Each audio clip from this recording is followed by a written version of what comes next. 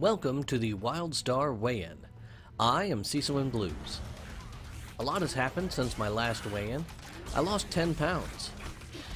Then I gained most of it back.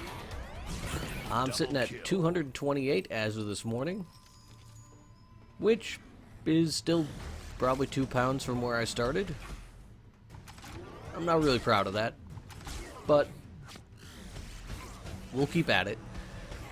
More interestingly, Wildstar has given us 2 major content updates, and a third one is on the way. I'm not going to spend a lot of time talking about the strain.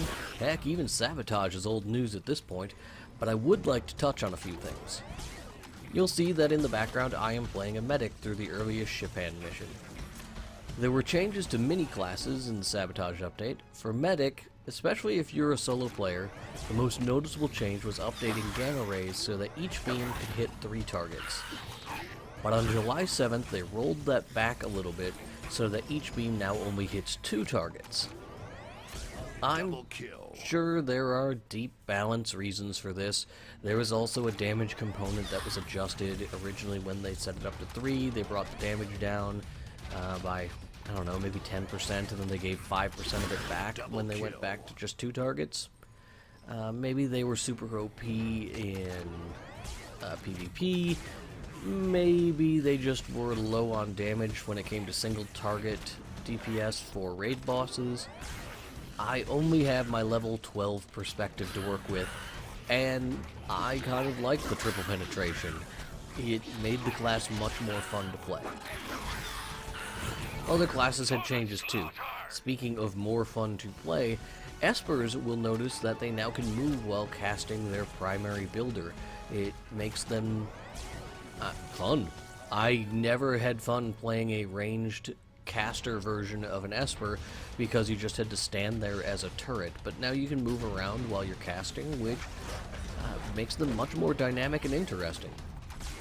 Engineers had their telegraphs adjusted so that units standing directly on top of them aren't missed anymore, and there have been some improvements to bot functionality.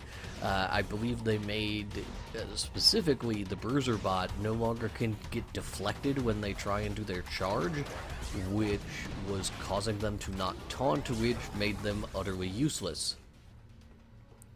In yesterday's update, Warriors had a threat increase to most of their threat building abilities. This should allow them to tank more consistently. For Spellslingers, the biggest change was a fix to the drop rate on the Trigger Fingers amp. It was a rare amp that, due to a misplaced decimal point, was so rare that it had a value in the range of 10 to 20 platinum. Speaking of amps, in yesterday's minor patch, they added a guaranteed rare amp drop to all dungeon bosses. There is a crash coming to the amp trade. I suggest short selling your stock before they bottom out. When it comes to Stalkers, you know what, I just don't have enough experience to speak to any improvements that were meaningful to their play. If you have any thoughts on this, feel free to throw them down in the comments. Double kill. A small update was made to max level crafting, and that focuses on the prototype versions of Epocus and Advantis armors. It is no longer possible to overcharge those recipes. The reason this was done was that players were overcharging these recipes and they would fail to construct them, and there was no error message in the system explaining what had happened, and so they just wouldn't get the item and they wouldn't learn the basic pattern, like the repeatable pattern. And that would result in confusion and customer service tickets. I am in favor of the spirit of this change. Double kill. I think it kind of sucks to have to blow 20,000 crafting vouchers and 7 Elden data fragments, which can take up to a week to collect, in order to attempt to craft an item only to have it explode and you get nothing out of it. But I think you should still be allowed to overcharge it in order to get a better item, because the current system, since it stops you from overcharging it, basically makes the first craft worthless. because it's not going to be very good. So you're just going to trash it Kill. and craft a second one. And that's a waste of resources. You should be allowed to risk your normal resources and your data core, not your data core, your power core, on the risk of doing a 10 to 20% overcharge without risking a week's worth of crafting daily resources. This, I think, would be fun. Or not so much fun as functional. It just, they should, even if you blow up the prototype, you should be allowed to keep the new pattern. You still learned how to craft the item, you just weren't successful that time. That's my thought. Maybe that was too difficult of a change to make. Maybe it was much easier to just flip a switch and make it so you can't overcharge. I'm not on the programming side of things, I'm just on the playstyle side, so those are my thoughts on it. I do have more thoughts on in-game crafting, specifically from an armorer perspective, and I may cover that more detail next week. For now, let's talk a little bit about PvP. PvP was the major feature in this patch. There's a whole new battleground, and it looks like a lot of fun. It's a bigger battleground, you can use your mounts on it, and it is a base destruction deathmatchy sort of thing. I'm far too busy looking for lore to confirm that it's actually fun. But it looks fun. The devs sure seem to be having a good time with it. Double kill. They also did a reworking of the way PvP stats function, which should allow PvP gear to now be the best for PvP, which previously PvP gear was maxing out, so you had to collect raid gear to augment your PvP gear, otherwise you were weak. The chatter on the forum seemed to indicate that they're also planning to make further changes to the gear and what you need to do in order to equip it.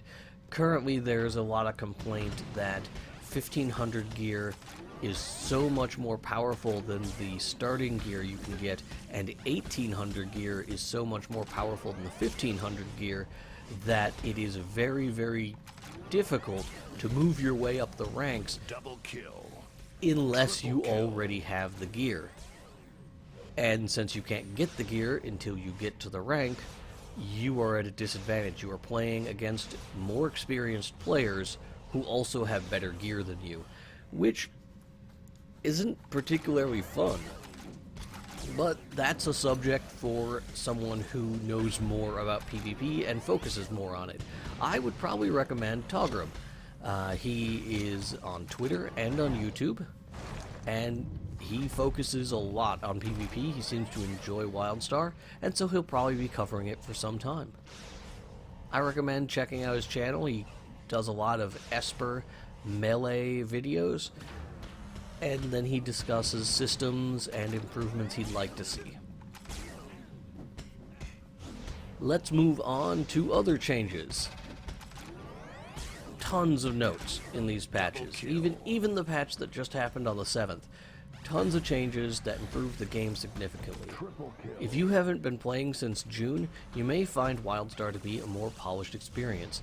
MMOs are never done, and Wildstar isn't even slowing down. The day Sabotage hit the live servers, the test server was updated with the first build of the next major content update. The details aren't complete, but it seems we will be interacting with a group of giant, intelligent, talking spiders. Woo! We are getting a new zone, which features the Defile, which is the name of the patch.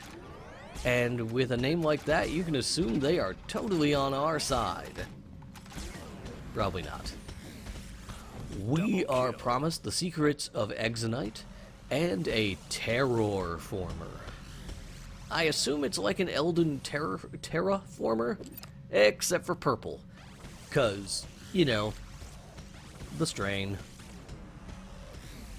We should also be getting a new dungeon, the Ultimate Proto Games. which is designed to be available at low level as an introduction to group gameplay. It's the first of several dungeons of this type. There will also be a veteran version available for max level players looking for a more robust challenge. It looks like a lot of fun. I have not played it at all. I haven't watched any videos on it. I just have gotten little snippets. It looks like a lot of fun. Kind of a American Ninja Warrior Wipeout Hunger Games sort of craziness with the Protostar. I can't imagine it not being fun. There was also a mention of a raid called the Augmenter. I don't know anything about that. Hell, I don't even know anything about Datascape or the Genetic Archives. Or what happens when I equip this fancy key that I paid way too much Elder Gems for. My guess is this is just the tip of the changes coming in the next 3 to 4 weeks. Wildstar keeps getting better. And that's good, because Warlords of Draenor is nipping at their heels. Keep me invested, guys. Save me $60. Granted. I'd really appreciate that. And I think that's all I really want to talk about this week. Next week, I'm going to touch on crafting. That's I think, going to be my focus. And I know you've heard that before. Last time I said next week, and then 2 months later I posted this video. I'll try and be better about that. Thank you very much for tuning in. And assuming I can muster up the courage and the dedication, I'll see you next week.